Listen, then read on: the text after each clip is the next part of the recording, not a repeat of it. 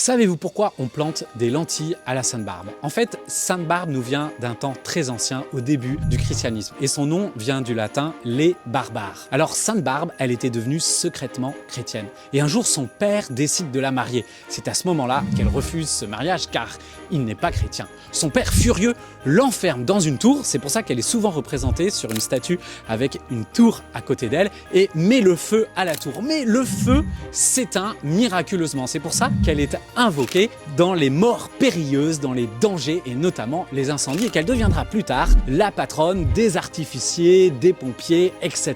Son père, toujours furieux, cherche à la tuer. Il lui court après. Elle se cache dans un champ où malheureusement, eh bien, le blé n'a pas encore germé et là, nouveau miracle, raconte la légende, le blé germe et se lève, elle peut s'enfuir. Il finira malheureusement par la rattraper, il la mettra lui-même à mort et à ce moment-là, eh bien, son père sera donc foudroyé et il n'en restera que des cendres, nous raconte son histoire.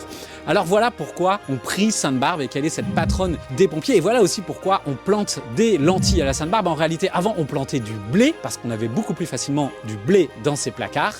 Aujourd'hui, on plante des lentilles. Si vous plantez des lentilles pour la Sainte-Barbe, elles germeront bien avant Noël. Si vous plantez du blé, vous verrez, ça marchera un peu mieux et ça marche aussi. Et c'est très beau d'avoir ce blé qui germe pour l'offrir au Christ dans la crèche. Si vous voulez en savoir plus sur cette histoire, rendez-vous sur www.lalumieredenoël.com.